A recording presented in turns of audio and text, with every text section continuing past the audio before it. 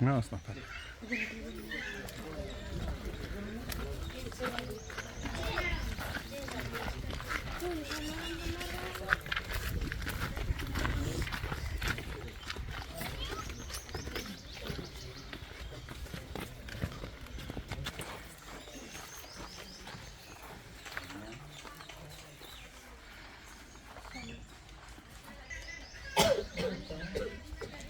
Attention!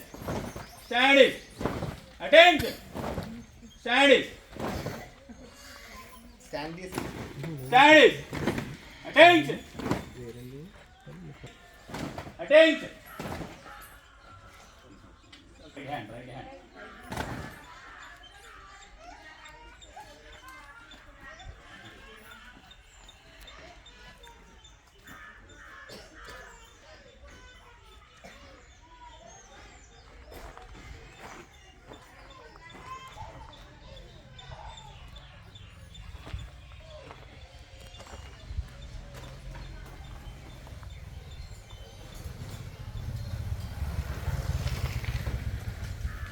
National flag, salute. Order. Salute. Order. Salute. Order. National anthem, begin.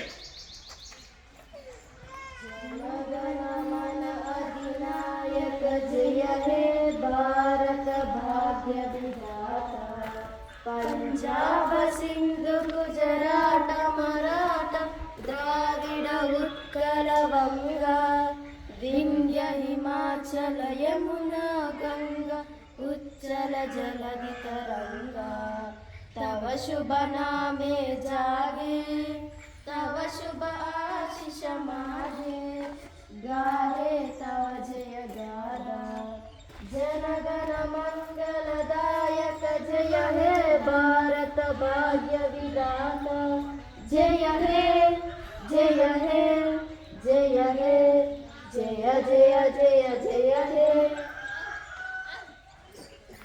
Stand it.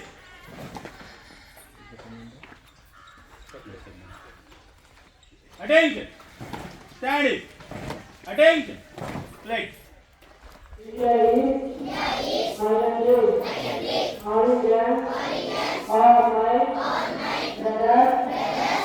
I love my country and I am proud of history and the heritage.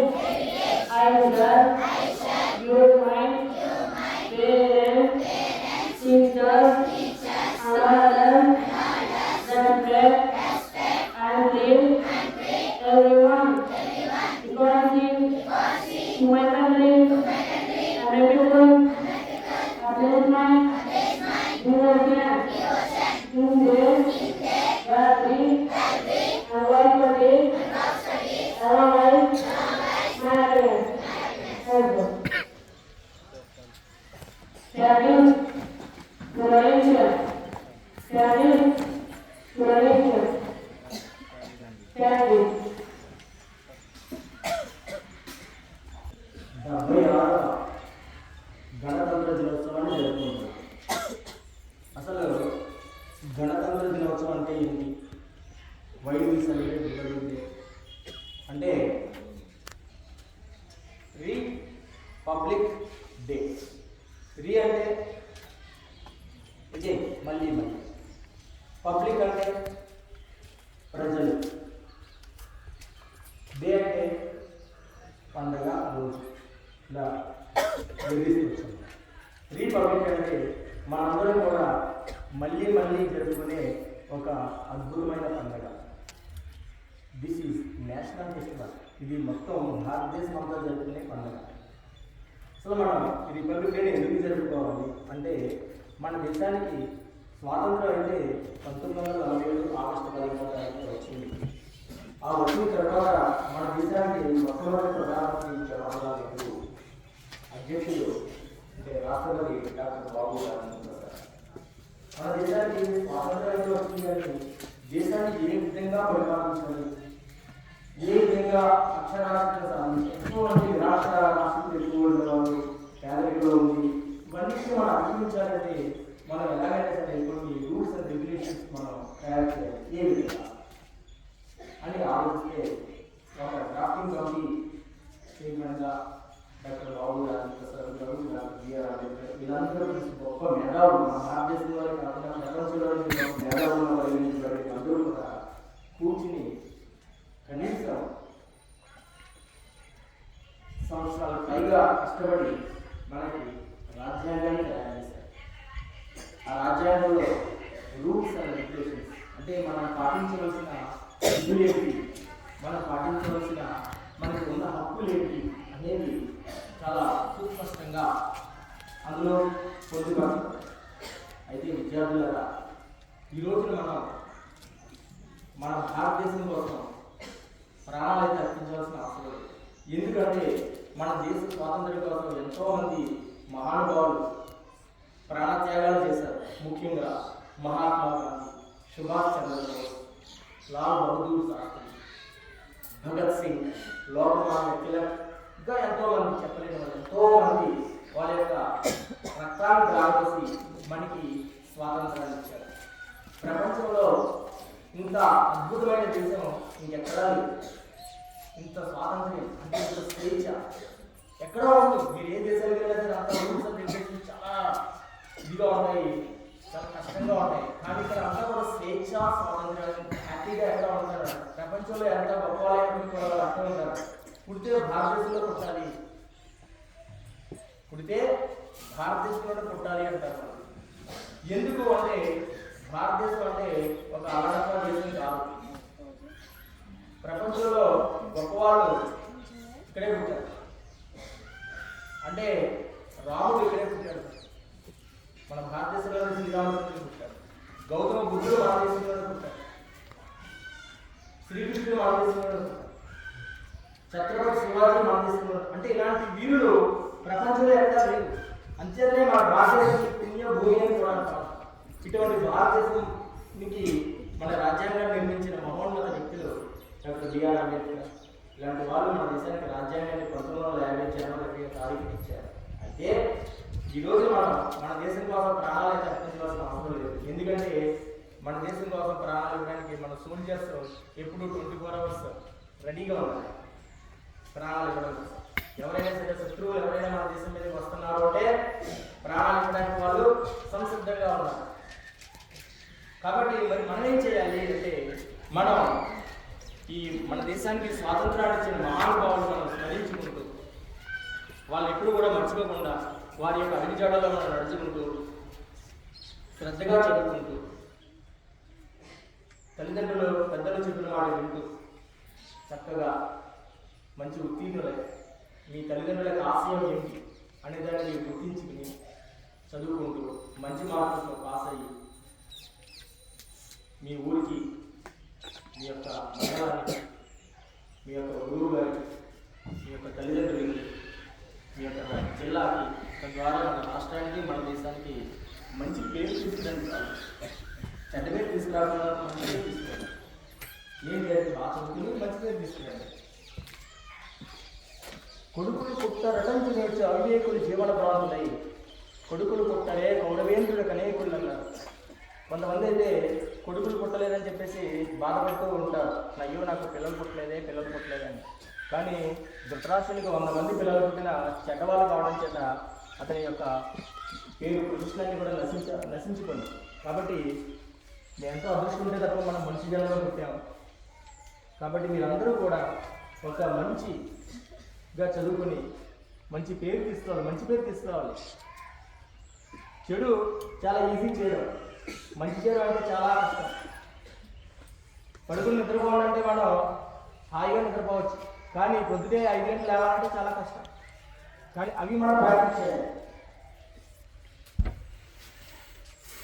ఎందుకంటే మనం ఒక మొక్కని నాటితే ఆ మొక్క పెరగాలంటే రోజు నీళ్ళు పోయాలి, మంచిగా పెరుగుకోవాలి. కానీ కలుపు మొక్కలు అయితే మాత్రం చుట్టూ ఈజీగా పెరుగుకోవాలి, ఆటోమేటిక్గా చుట్టూ పెరుగుకోవాలి కలుపు మొక్కలు.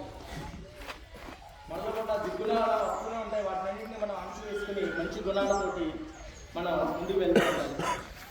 ఆ దుర్గుణాలు మనం పెరిగిపోతే, ఆ కలుపు మొక్కలు పెరిగిపోతే మంచి మొక్కలు పెరగదు. అదేవిధంగా మనలో ఉన్న దుర్గుణాలన్నీ కూడా ఈ రోజు నుంచి పటాపంచలు చేసేసి మంచి మార్గంలో నడవాలి, మంచి ఉత్తీర్ణతను సాధించాలి, మీ తల్లిదండ్రుల యొక్క ఆశయాలను మేము నిలబెట్టాలి. Okay, thank you. జై Hind.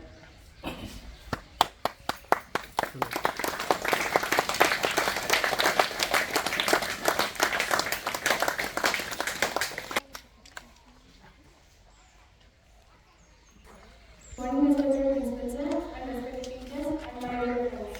First of all, I wish you all a happy Republic Day. This is Devyashri from class 10. I am here to tell you an account of Republic Day. Today, India celebrates its 76th Republic Day on 26th January 2021. Today is very special as we know the day that India adopted its constitution on 26 January 1950.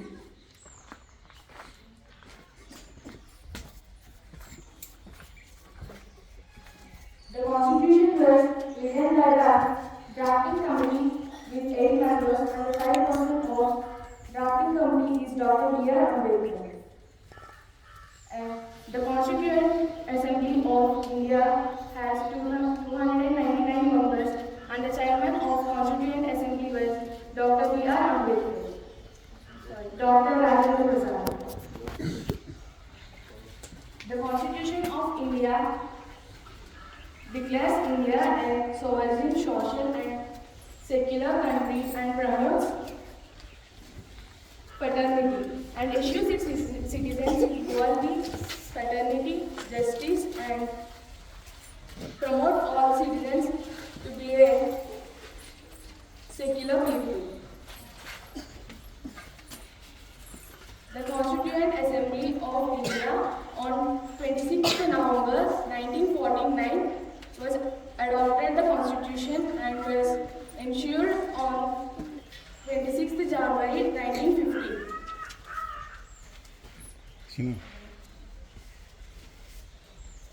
However, all the people use this freedom as in good way because all honorable and freedom fighters fight a lot and we need to utilize it in a good way.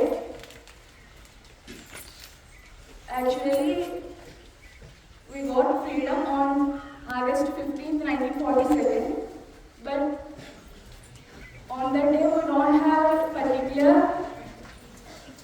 rules and regulations to govern our country as a secular and democratic country. So our leaders and nationals found that we need a good format to govern our country. Then our leaders and nationalists formed a assembly. It is named as Constituent Assembly and drafted a good constitution first. And now our India is a sovereign and secular country.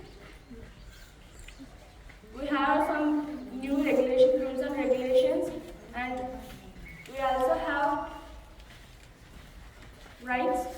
As a citizen, we have so many rights in our society, and our constitution provides us some fundamental rights and fundamental duties. As a citizen, we have the rights to right to freedom, right to equality, right to religious, and so on. And not only our rights, we need to follow our duties as well. The duties which are means not more and more. Even a small child also do our duties in the right way. Then we will make our republic and freedom in a right way. I hope all you rights of freedom is a right way, and thank you for giving this wonderful opportunity.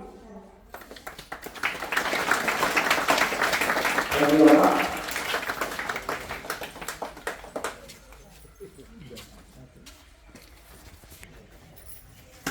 Good morning, Mr. Professor. Good morning, my dear colleagues and my dear students. I want to very happy and happy day. So first of all, నేను చెప్పదలుచుకున్నది ఏంటంటే freedom అంటే అర్థం తెలుసుకోవాలి first.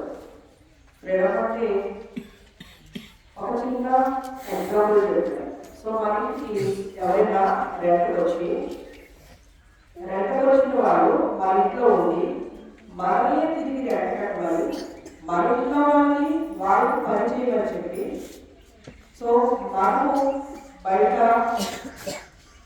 మనకు land ఉందనుకోండి, ఆ land మనము సాగు చేసుకుంటుంటే ఆ ల్యాండ్ మీద పని వేసి అది కూడా వాళ్ళకి ఇవ్వాలి.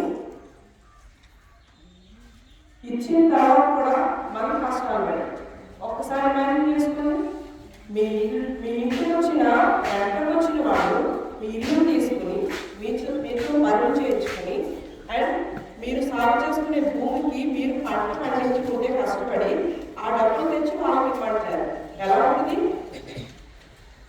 అదే మన ఇండియా అనుభవించింది ఇప్పుడు బ్రిటిషర్స్ టైంలో. అండ్ ఒకవేళ మనం ఎడ్యుకేషన్ నేర్చుకోవాలి అనుకుంటే మన కంట్రీలో మనకు ఎడ్యుకేషన్ నేర్చుకోవడానికి లేదు, వాళ్ళు ఏం చెప్తే అదే చేయాలి. సో మన కాన్స్టిట్యూషన్ తయారు చేయడానికి అంబేద్కర్ గారు చాలా కంట్రీస్ తిరిగారు, చాలా బుక్స్ చదివారు. ఒకరోజు కూర్చుని ఆలోచిస్తే వచ్చింది కాదు, ఆయన ఎంతో ఎఫర్ట్ పెట్టి ఎన్నో కంట్రీస్ తిరిగి వాళ్ళలో అభివృద్ధి అన్ని తీసుకుని అవి వాళ్ళకి సరిపోతాయా లేదా అని అడాప్ట్ చేసుకుని దాన్ని తయారు చేశారు. ఎందుకు ఉండాలి కాన్స్టిట్యూషన్ లేకపోతే ప్రతి ఒక్కరు తమ దృష్టిలో తాము చేసిందే రైట్ అనుకుంటారు. సో ఈ ప్లేస్ నాది అది నేను ఆక్రమించుకున్నాను అనుకోండి, వేరే వాళ్ళు వచ్చి ఇది నాది అంటారు.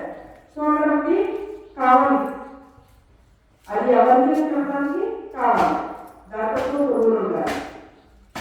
అలాగే ఓల్డ్ డేస్లో అదే బ్రిటిషర్స్ టైంలో కాన్స్టిట్యూషన్ ఉండేది, వాళ్ళ కాన్స్టిట్యూషన్ ఉండేది. సో మన వైపు న్యాయం ఉన్నా కూడా మనం వెళ్ళాలనుకోండి అక్కడ ఉన్నదంతా వాళ్ళ అధికారులే, న్యాయం ఎవరికి జరుగుతుంది? వాళ్ళకే జరిగేది, మనకేం జరిగేది కాదు. సో కంపల్సరీ కాన్స్టిట్యూషన్ ఉండడం వల్ల ఒక రైట్ వేలో ఒక మనిషి వెళ్తాడు, కరెక్ట్ వేలో. నిజం అనేది కొంచెం లేట్ అవసరం, కానీ కంపల్సరీ నిజమే అది బయటకు వస్తుంది. సో మన యొక్క కాన్స్టిట్యూషన్ వల్ల ఈరోజు మనం ఫ్రీడమ్గా అన్ని పనులు చేసుకోగలుగుతున్నాం. Okay, thank you. We respect always our country. We are always proud. We are Indian. Are you proud? Are you proud? Yes, we are always proud to be an Indian. Thank you. Thank you.